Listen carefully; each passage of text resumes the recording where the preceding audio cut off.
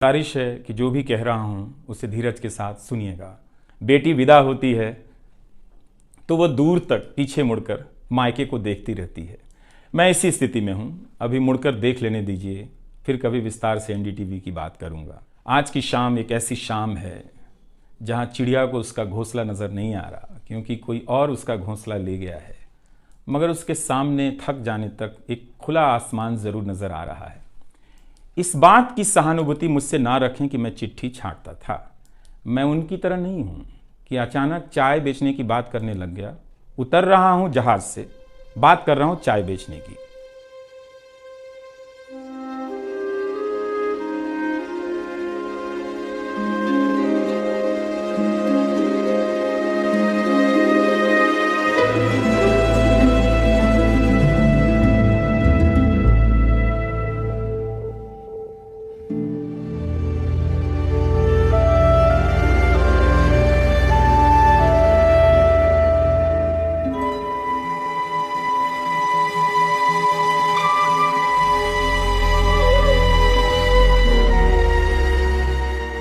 नमस्कार, मैं रवीश कुमार। आपका अंदाज़ा सही है कि क्या कहने जा रहा हूँ, लेकिन गुजारिश है कि जो भी कह रहा हूँ उसे धीरज के साथ सुनिएगा।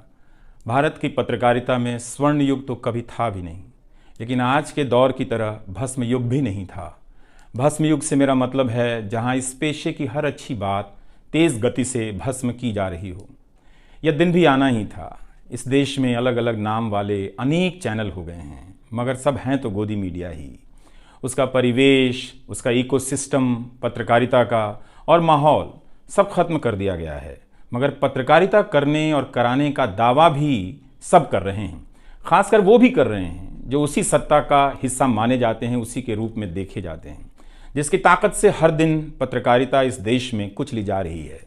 जब वो कहे कि वह उच्च स्तरीय पत्रकारिता करना चाहता है, तब ऐसा दावा करने वालों को ज़रा संदेह की निगाह से देखिए। गोदी मीडिया और सरकार भी पत्रकारिता का अपना मतलब आपके ऊपर थोपना चाहती है। अगर इसका मतलब किसी भी रूप में वही है, तब आप एक बार फिर से झांसे में आने वाले हैं। बेटी विदा होती है तो वह दूर तक पीछे मुड़कर मायके को देखती रहती है। मैं इसी स्थिति में हूँ, अभी मुड़कर देख लेने दीजिए, फिर कभी विस्तार से एनडीटीवी की बात करूँगा।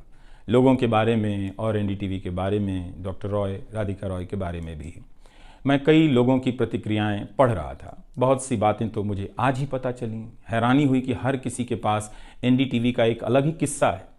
वाकई उन 27 वर्षों के बारे में ठहर कर और संभल कर बात करने की ज़रूरत है। एनडीटीवी ने एक चीज़ सिखाई कि टीवी में और टीवी का एक ही मतलब होता है, टीम। एंकरों के स्टार बनाए जाने के बाद यह धारणा टूट गई, मगर आज भी टीवी के बुनियाद में यही है कि जितनी अच्छी टीम होगी उतना अच्छा काम होगा।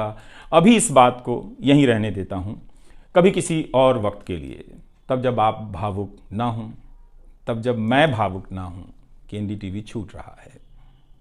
आज की शाम एक ऐसी शाम है जहाँ चिड़िया को उसका घोंसला नज़र नहीं आ रहा, क्योंकि कोई और उसका घोंसला ले गया है, मगर उसके सामने थक जाने तक एक खुला आसमान ज़रूर नज़र आ रहा है।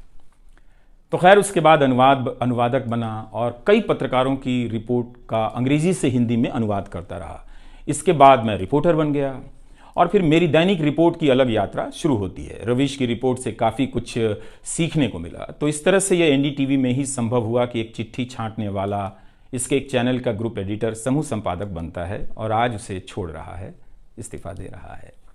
बहुत बड़ी बड़ी शक्तियाँ पीछे खड़ी हैं इस एक पत्रकार के पीछे। तो स्वाभाविक है कि ये नौबत आनी थी, इसका अंदाज़ा मुझे पहले भी था, लेकिन जिस दिन आता है उस दिन अच्छा तो नहीं लगता है। लेकिन मैं आपसे यह भी कहना चाहता हूँ कि जब भी मेरे बारे में मूल्यांकन करें, इस बात की सहानुभूति मुझसे ना रखें कि मैं चिट्ठी छांटता था। मैं उनकी तरह नहीं हूँ कि अचानक चाय बेचने की बात करने लग गया। उतर रहा हूँ जहाज़ से, बात कर रहा हूँ चाय बेचने की। सहानुभूति के लिए या फिर अपने संघर्ष को महान बताने के लिए मैं ऐसा नहीं करना चाहता। इस देश में हर किसी का संघर्ष ही पहाड़ चढ़ने के जैसा है। आप एम्स के बाहर मरीज जो खड़े हैं, उनके परिजन जो खड़े हैं, उनसे मिल लीजिए।